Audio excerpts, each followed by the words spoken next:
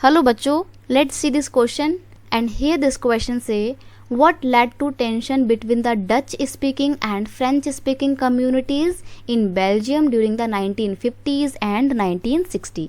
Question आपसे बोल रहा है कि 1950 के डिके से लेकर 1960 के डिके तक का जो पूरा 10 साल का टाइम पीरियड था, इस 10 साल के टाइम पीरियड में बेल्जियम में French speaking and Dutch speaking लोगों के बीच में किस बात को लेकर एक टेंशन पैदा हो जाती है। तो वो प्रॉब्लम बताने किस बात में वो लोगों के बीच में एक लड़ाई झगड़े की एक कंडीशन आ जाती है, झड़प हो जाती है, कॉन्फ्लिक्ट आ जाते हैं। ऑप्शन दिए हुए हैं, both the communities demanded special power, यानी कि दोनों ही कम्युनिटी अपने लिए स्पेशल पावर की डिमांड कर रही थी, इसलिए वहाँ पे टेंशन क्रिएट हो जाती है दोनों के बीच में।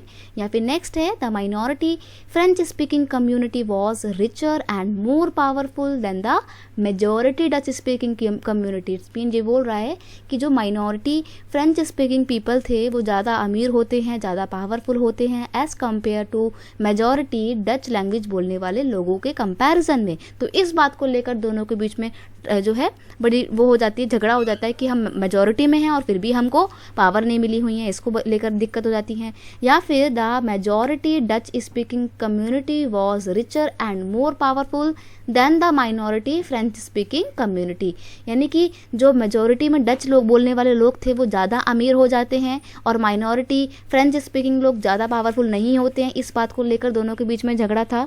या फिर नेक्स्ट है, both the communities were equal, दोनों कम्युनिटी इक्वल थी in their social economic ladder, अपने सामाजिक और आर्थिक पायदान पे, लैडर का मतलब होता है पायदान, and this was resented by the French speaking community. और ये चीज़ फ्रेंच लोगों को बिल्कुल पसंद नहीं आ रही थी कि हम लोग इक्वल कैसे हैं। तो देखो यहाँ पर ऑप्शन 4 तो बिल्कुल गलत हो जाएगा, क्योंकि अगर आप इक्वल हो तो आपको फिर किस बात की दिक्कत है, तो यहाँ पे तो कॉन्फ्लिक्ट होने का कोई मतलब ही नहीं बनता है। आगे है कि जो मेजॉरिटी डच स्पीकिंग पीपल थे वो ज़्यादा अमीर थे, तो ये भी बिल्कुल गलत है।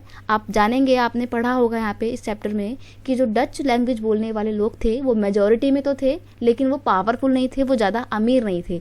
अमीर लोग कौन थे? जो माइनॉरिटी फ्रेंच स्पीकिंग पीपल थे, और ना ही वो दोनों अपने लिए स्पेशल राइट की डिमांड कर रहे थे। तो आपका ये वाला ऑप्शन भी बिल्कुल गलत हो जाएगा और इस तरीके से आपका ऑप्शन 2 बिल्कुल सही हो जाएगा सारे ऑप्शन को एलिमिनेट करने के बाद। तो एक बार हम दोबारा से इसको पढ़ते हैं कि क्या है।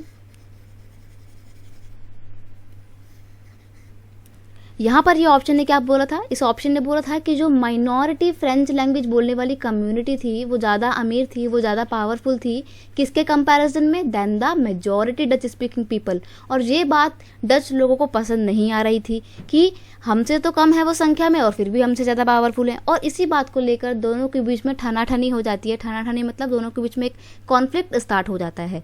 The issue of majoritarianism and financial preference, दोनों ही इशू होते हैं। एक तो मेजोरिटेरियनिज्म, डच लोगों का मेजोरिटी होता है, और फाइनेंशियल परफॉर्मेंस की बात करें तो फाइनेंशियली फ्रेंच स्पीकिंग लोग ज़्यादा अच्छे होते हैं। तो ये दोनों ही कंडीशन ने मिलकर टेंशन क्रिएट कर दी थी between the Dutch and French speaking community in Belgium during the 1950s and 1960।